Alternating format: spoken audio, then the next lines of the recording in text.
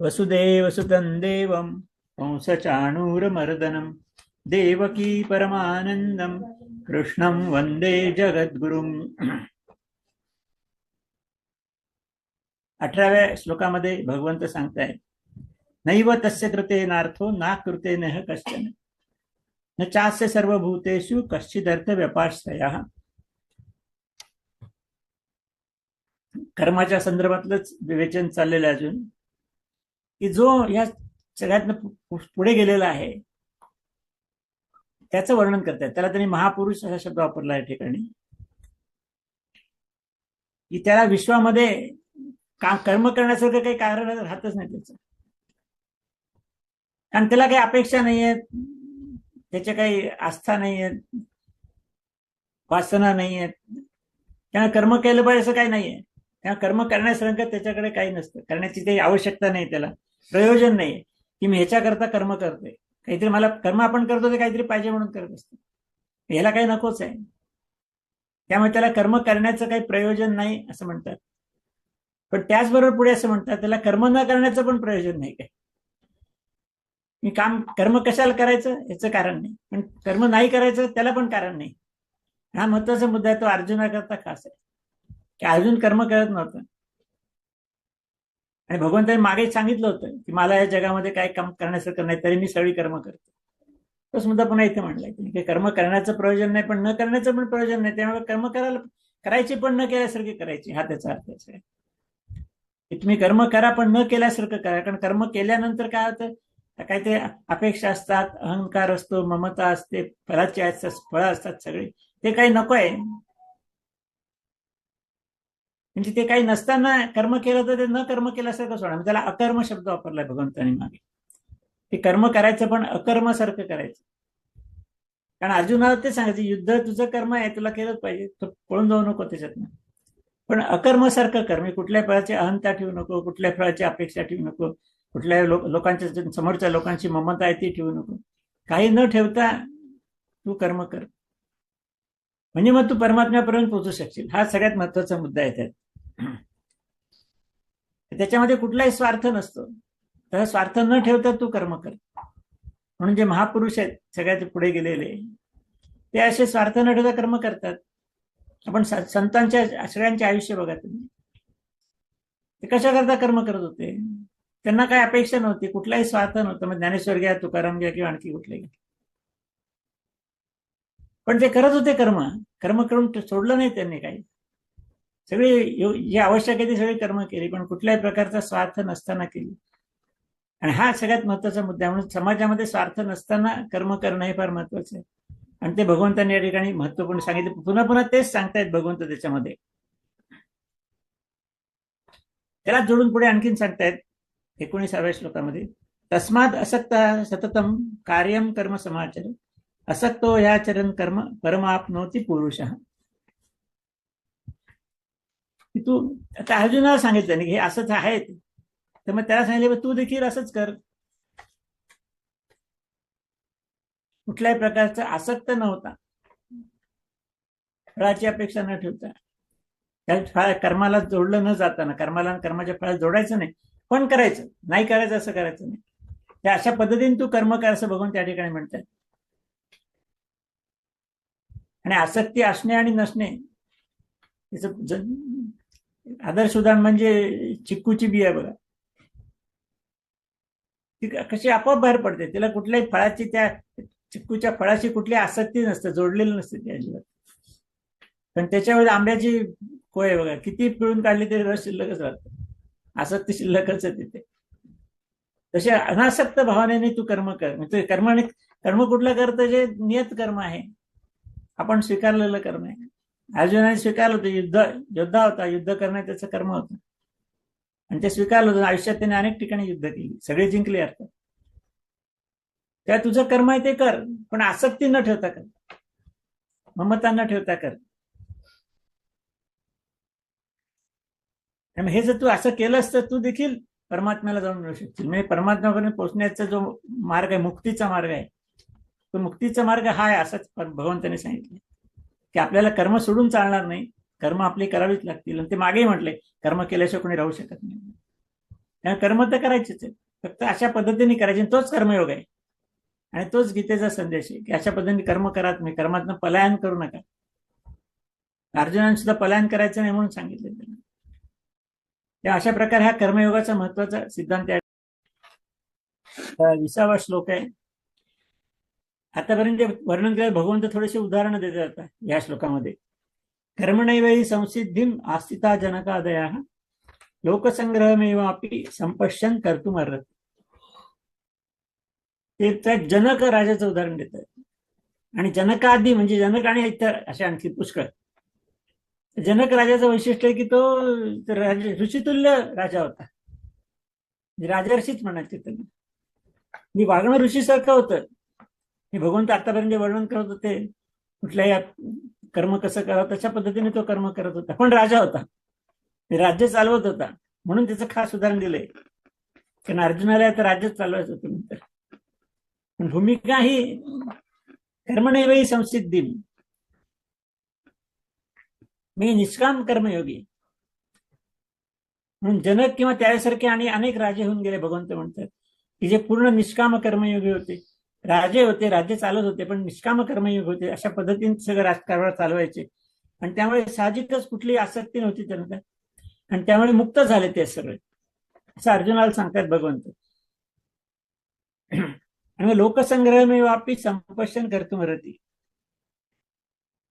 तर लोकसंग्रह म्हणजे फक्त नुसते लोक गोळा करण्याचा अर्थ नाही, तो तर आहेच, पण खरं म्हणजे लोकांची उन्नती व्हावी म्हणून आपण काही प्रयत्न करायचा.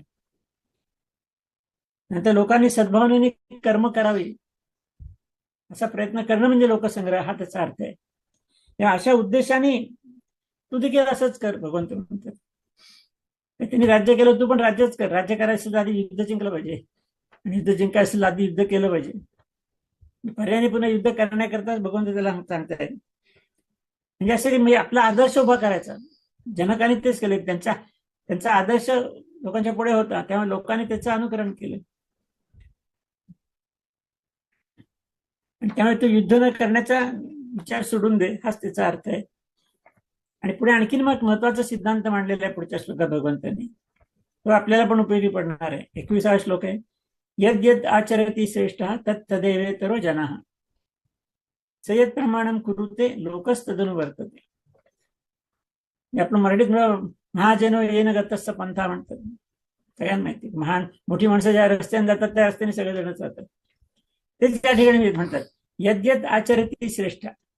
श्रेष्ठ लोक, श्रेष्ठ म्हणजे नेतृत्व करणारे, कुटुंबाचा विचार करता कुटुंब प्रमुख, संस्थेचा विचार करता संस्था प्रमुख, म्हणजे असे सगळ्यात वरच्या पातळीवर असणारे लोक, त्याचा श्रेष्ठ असं म्हटलंय त्यांनी. मग ज्या ज्याप्रमाणे श्रेष्ठ लोक आचरण करतात, यद यद आचरती श्रेष्ठ, त्याप्रमाणे इतर लोक त्यांचं अनुकरण करतात. हा सिद्धांत त्यांनी या ठिकाणी मांडला भगवंतांनी. आपल्याला तो लक्षात येतोच की बरोबर आहे, मोठे लोक जे करतात त्याप्रमाणे बाकी सगळे करतात. आता घरात आई वडील जसे वागतात तसे मुलं वागतात, साधी गोष्ट आहे. त्या मुलांनी चांगलं वागायला पाहिजे, आई वडिलांनी चांगलं वागायला पाहिजे. मुलांनी मोबाईल वापरायला नको असेल तर आई वडिलांनी मोबाईल नाही वापरला पाहिजे. हेच तत्व ह्या ठिकाणी आले लक्षात घ्या.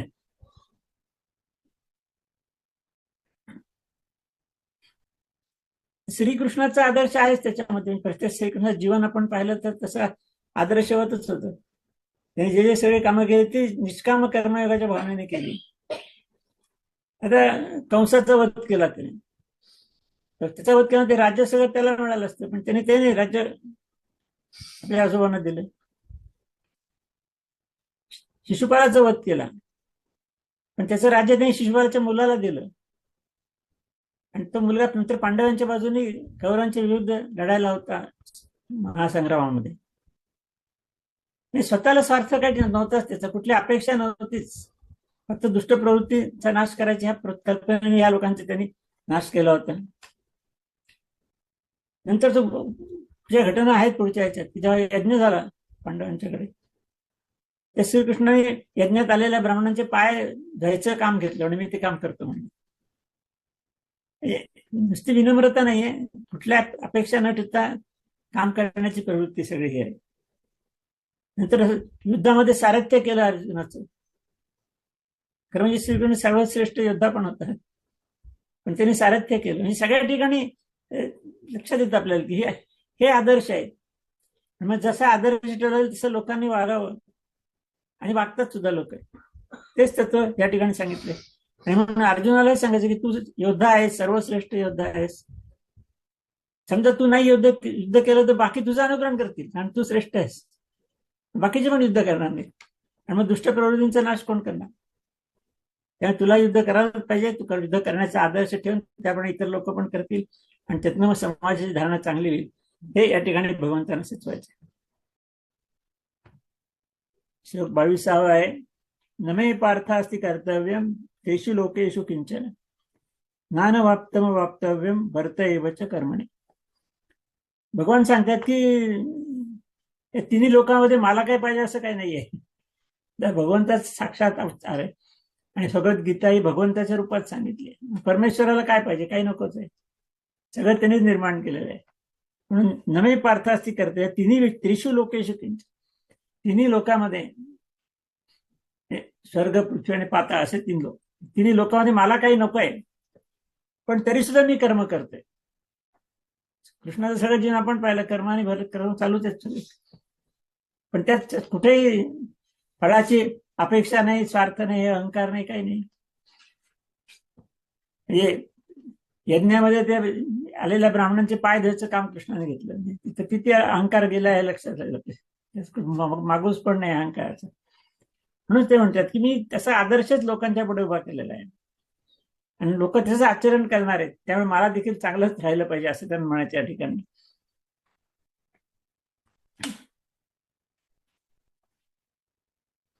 म्हणजे सगळ्यांनी देखील कर्म करत राहिलं पाहिजे, हा त्याचा उद्देश आहे सगळ्यांना. कर्म तर करायला पाहिजे, पण नेहमीच तत्व आहे भगवद्गीतेतलं की फलाशा सोडायची, अहंकार सोडायचा, ममता सोडायची, मग कर्म करायचं. म्हणजे दुसऱ्या करता करायचं. आधी पण त्यांनी सांगितलं लोकसंग्रह बाबतीत, लोकसंग्रह करता, लोकांच्या कल्याणाकरता कर्म करत यायचे. आणि श्रीकृष्ण सगळ्या आयुष्यात लोकांच्या कल्याणाकरताच कर्म केले, त्याच्यामध्ये कुठेही स्वार्थ नव्हता. पुढच्या श्लोकात सांगितलंय यदि हयम न वर्तेयम जातु कर्मण्यतींद्रितः मम वर्तमानुवर्तन्ते मनुष्याः पार्थ सर्वशः. पुढे भगवंत म्हटलं मी जर असं नाही केलं, त्यांच्या मगाशी म्हटलं की सगळं कर्म तर केलेलेच आहेत मी, पण कुठल्याही प्रकारची अपेक्षा नसताना, तर तसं मी जर नाही केलं कर्म, असं भगवंत म्हणतात, न वर्तेयम, मी जर नाही केले तर नुकसान होईल खूप. कारण काय, त्याचं लोक अनुकरण करतील. आणि ते आधी सांगितलंच आहे, यद यद आचरती श्रेष्ठा तत्त अदेवेतर जना. मोठी श्रेष्ठ लोक जे करतात त्याचं अनुकरण करतात. म्हणजे कर्म नाही केले लोक पण कर्म नाही करणार, आणि लोक असं कर्म जर केलंच नाही तर समाजाचं नुकसान होणार त्याच्यात सगळ्यात. म्हणून ते म्हणतात की मग खूप नुकसान होईल, कारण सगळे मनुष्य प्राणी माझ्या मार्गाचं अनुकरण करतील, कर्म न करण्याचं. म्हणून भगवद्गीतेचा सिद्धांत तोच आहे की तुम्ही कर्म तर केलंच पाहिजे, फक्त फलाशा, अहंकार, ममता सोडून केलं पाहिजे. हा महत्वाचा भाग त्याच्यामधला आहे. तेव्हा स्वतःचं उदाहरण दिवसा भगवंतांनी पुन्हा ते सांगितलं की मी कशा करता करतो, आणि मी केलं नाही तर काय होईल. दोन्ही गोष्टी त्यांनी या ठिकाणी स्पष्ट केलेल्या आहेत. आपण थांबू या ठिकाणी.